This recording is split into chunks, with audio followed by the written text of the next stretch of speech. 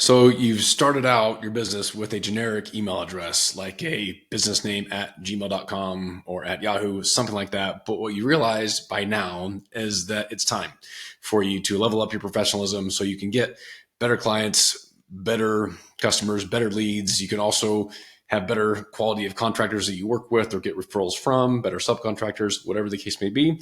So you're ready to make that transition. There's plenty of other content that you might find that'll show you the specific technical aspects of how to execute that sort of thing. We're going to cover some of that, but really what today is going to be all about is how you can use this as an event to generate more leads, more revenue, or even just some of the nuances from a marketing and sales perspective that frankly a lot of folks miss. So without any further delay, let's jump in and cover some of the things you'll need to be able to help you make this transition seamlessly without missing any steps so you don't miss out on any leads, generate, like I said, some revenue along the way, and also take really great care of your customers. So let's get into this and get going. So first part of it is the technical setup. Now, and by the way, as a quick side note, I noticed as I was before making this video, I was looking through my email list. As it turns out, okay, if this is you, you're not alone. Interestingly enough, about 68% of the people that I've gotten email addresses from over the years are using some sort of generic email address, meaning they don't have something that's at HVAC.com or at gemsplumbing.com, whatever the case is. So you're not alone. And even among those people that haven't done it yet, 85% of them just picked a Gmail. And I get it. It's free. We might as well just jump in with it and get it going. But like I said, now it's time to level up. And there's so many other advantages that are going to help you continue to scale. And let's cover on some of those as well. Okay. So first thing, just the technical side of it.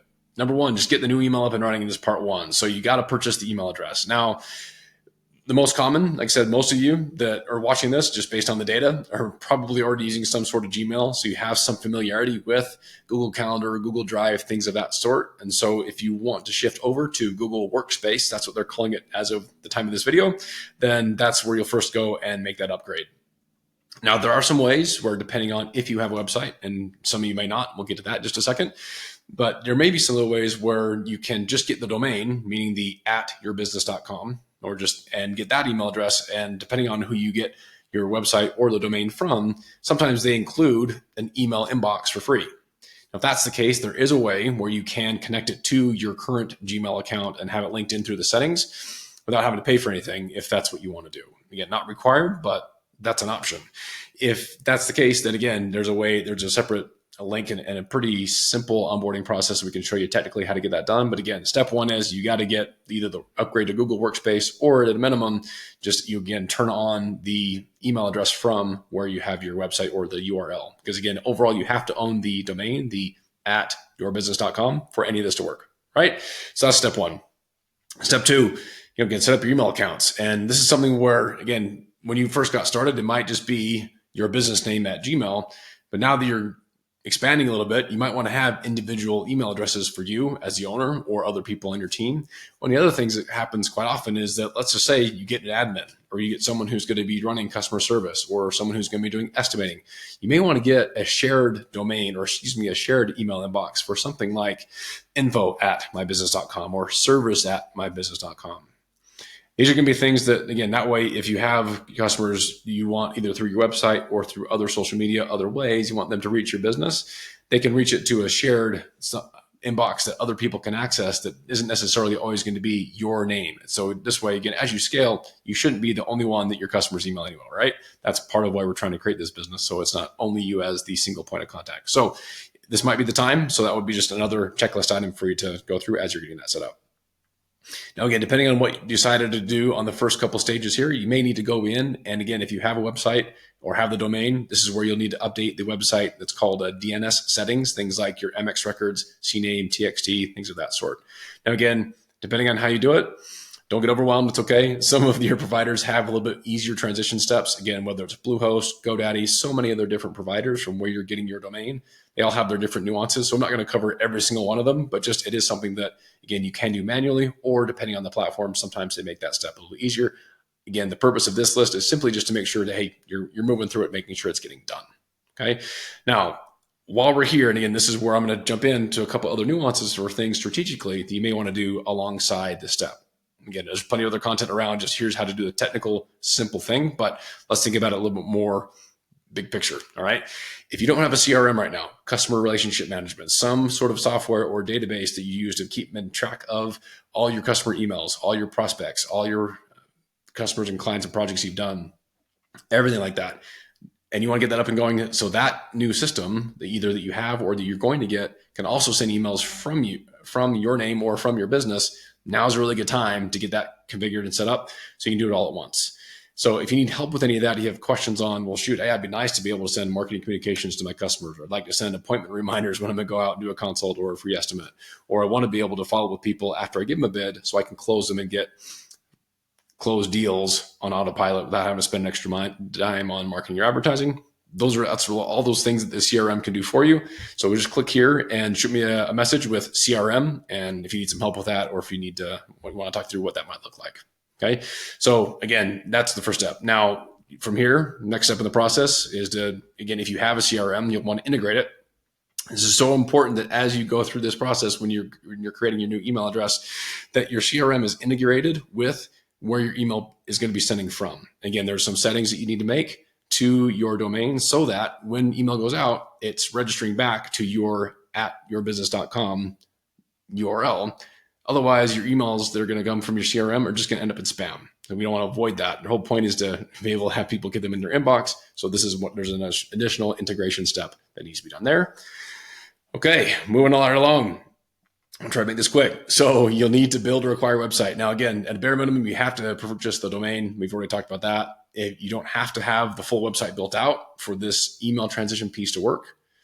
If you haven't done that yet and you want to, then again, happy to help you. We can walk through that. We've got plenty of templates to make that very, very simple. Most of the guys that I've worked with and gals in the contractors, home service businesses, you don't need a hugely important or complicated, let me say it that way, website to capture leads. You just need to show up legit, make it easy for people to contact you, and make it easy for you to capture leads, basically, or be contacted when people are looking at your picture, looking at the services you provide, that sort of thing. So if you need a site done really efficiently, it doesn't have to be super fancy. It just needs to work and really be optimized for capturing leads. Then again, shoot me a note up here and we can help you get that going really inexpensively, just so it works. All right. Okay. All those are the things that need to take place so your email actually functions. Now it exists, and now you can send emails to and from it. But let's talk about some of the next things in part 2 about what to do now. All right. So you'll want, because chances are you're going to have people that are still going to try and use your old @gmail or @yahoo.com email address for some period of time. So first thing you want to do is make sure you set up and test email forwarding. So if somebody sends something to that old account, it gets sent over to your new account. Again, there's a couple different ways depending on how you decided to get to this step, but just still make sure that you've got email forwarding turned on. Next thing, you'll want an autoresponder. I mean, when someone's going to reach out to that new email, you can actually set things up so that right away they automatically get a response back that says, hey, by the way, you're reaching an old email inbox. This is our new email. Contact us here instead. Again, these are all steps that for both of these two, the forwarding and the autoresponder, I highly recommend before you go any further that you test them. Use a different email account, talk to someone on your team, talk to a family member, somebody else. Once the email's actually live and you've done these two things, I would like to make sure that we test it before we do anything that's going to be broad-based to the customers, to the masses, okay? Next part of the process, again, you'll want to plan for closing your old email account. Pick a date. If you're not sure how long to keep your old email account live for, go back through your email and just look at, do you have certain customers that maybe email you once a quarter, maybe or twice a year, because it's, if you're in HVAC as an example, it's furnace tune-up season, or it's AC tune-up season, or maybe there's some other regular frequency that you'll have your customers reach out to you, and you know that usually that comes up about every 3 months or every 6 months. Maybe it's one of your insurance carriers that reaches out every 6 months to kind of check in. So look at some of the different intervals, okay, that you'll have some of your regular communications from customers, partners, subs, whoever, and figure out, okay, look, I usually hear from everybody at least every 3 to 6 months, then use that as your time frame to inform how long do I want to keep this old email account live. Okay. It's free anyway, not a big deal. But then at least have some time where you decide, okay, look, we eventually want this to go away. So set a reminder once you pick your date to decide to close it out, delete it. We don't need it ever again. We don't have to have one more thing to manage once you've made the transition. Okay. So let's put some thought into closing that so it can be done. Now, the next thing, you may need to migrate all of your old emails. So just, you don't lose any of that stuff. So again, if you had an at Gmail, then I just included a quick link for this Google support article that walks you through how to transition those old emails to the new one. Again, if you're using a different generic email like Yahoo or other things, I'm sure they have something similar, but I just figured for the purposes of this document, it's just something to call out and look for how you can migrate your old emails to your new one. So again, that's just a step to make sure it's done. Okay. Let's make sure we don't miss out on your contacts. So export your old contacts, import them in the new ones. Again, a couple of quick tick box things to get done. Okay, we've done all of that. Now we feel like it's tested, it's worked. We've gotten everything out of the old account. Now we're ready to go to the public with it, basically. All right. So I want you to be thinking about making sure you don't miss any of these more common places. I've seen this happen all the time where folks will get some of these, but all of them. And again, there may be even more, but hopefully this is a quick idea. So update what email address is shown on your Google business profile, your Facebook pages, your website if you have one, business cards, printed flyers, collateral, stickers, band wraps. I mean, you may have other kinds of things that have your old account, your old email address printed on it. Just take inventory, think of all the places that people might see it so that the next version or for any printed materials has the new email on it, or for any current places where people might stumble across or find your old email address, you've now updated each one of those. Okay. And these are the most common. So just check them off as they're done so nothing gets missed. This is probably my favorite part. Okay, now we've done all the boring kind of to-dos, but now there's where we're going to dig into a couple of things you can do to really help make this an easy way to generate some revenue. So if you stuck through to this long, now it's time for you to make some money with this thing. Okay, so first part, let's celebrate this thing. All right, you can create a service-oriented message. Anytime you can reach out to your customers or prospects in a way that doesn't have to be necessarily a hard sell, but it's just an excuse to stay top of mind, to reach out to them, and certainly doing it from a service perspective, then you want to do it. Why not? It's going to remind them, oh, you're going to have these people in your list that have been thinking, you know what? Yeah, I was thinking about maybe getting my basement finished, or I was thinking about doing this renovation, or I was thinking about getting that thing built, or whatever it is. But now this is a chance for you to get back to the front of mind so they can decide, oh yeah, I better call so-and-so to be able to have them get that thing done. I've been thinking about it anyway. But again, the message to start is just service oriented. It's something like, hey, this is Jim with Jim's Plumbing. I always pick on Jim's Plumbing.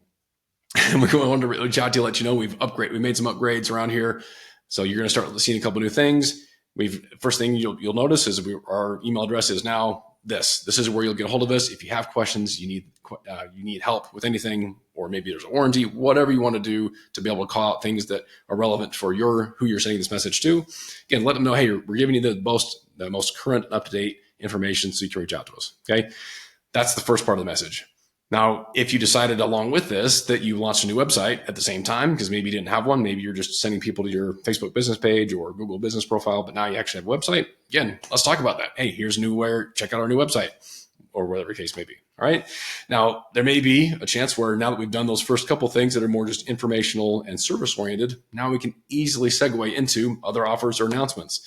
Hey, there is a National Peanut Butter Day for a reason. Okay, it's another excuse to call attention to a certain thing. So let's say, hey, look, maybe you have a certain special going on this time of year that's seasonal for what you're offering, or there's some part of what you sell that we can throw a special on and say, by the way, here's something that we want to let you know we're doing this thing. Come check it out. Again, include a call to action. And what I mean by this is we want to invite people to reply to this email. A couple of reasons for that. The first time you send someone an email from a new message, it's a good chance it might end up in spam. Even if we've done all the things we talked about before this stage in the video, that still might end up there. So if that happens, we want to invite people to reply just with a got it, because that's going to help just from an email service perspective. That's going to help improve what we call your deliverability, or the likelihood that all the emails you send to them going forward end up in their inbox and not in their spam or promo folders. So invite people just to reply, hey, got it. Now, if they don't, it's fine. But for everybody that does, that's going to help what's called your IP, or your internet protocol reputation for all the future emails that you send. So we want to do this as a way just to try to get engagement and to help, again, set yourself up for success for all the future email campaigns you may send, either just from your own inbox or from a CRM down the road. Okay. Now, again, consider a special offer or bonus. Everybody that replies to this gets this, or just there may be something you want to do. There's so many other ways we can get creative around making this an interesting or fun email to read rather than just a transactional. Here it is. check out our email address and we're done, kind of thing. All right. So have some fun with it. All right. Create the email announcement. Now, once you've done the email side of it, again, that was the whole reason we did this. We want to have a new way for people to connect with us on email. We can do the same thing and repurpose 90% of that for other digital announcements. Okay. So just tell people, here's what we're doing. Here's what's happened. Here's how you get a hold of us. And let's put it on all your socials, okay? Your Facebook post, Google business post. There's so many different places you can leverage, wherever other social platforms you're on. You can use this as another excuse to create content that gives people the latest and greatest ways to get in touch with you. Again, remind your followers to check their inbox for incentives, bonuses, those kinds of things, okay? So when people see, because maybe they don't see your email because it went into spam, but they do follow you on socials, then okay, but you remind them to go check your inbox for something that you left in there for them, like this offer we talked about up here, right? That's going to help engage them. You're going to help scoop up any of the people that maybe the email got sent to spam. So now they're getting it into their inbox instead, and they can move people over. All right. If you have questions, if you need help with any of this, shoot me an email down here. Just send me an email with email move. All right. And we'll be able to get you sorted, help make sure you got everything you need so this can be as successful as possible. We got plenty of templates, ways to help, again, really help you execute this in a best of practice way so that you're able to get all the juice out of the squeeze. All right. Hopefully that's helpful. Again, shoot me an email if you have questions, or if you want to, if it's easier for you, you can click on this button to just send me a Facebook message right here with CRM if you need help with that or anything else, and let me know how it goes. Let's get you all the free leads revenue from something as simple as just change your email, and I'm looking forward to how that's going to help you level up your professionalism so you can get better quality customers, better quality leads, and better quality network from people that know they can take you more seriously now that you're leveling up to your email. And we'll see you on the other side.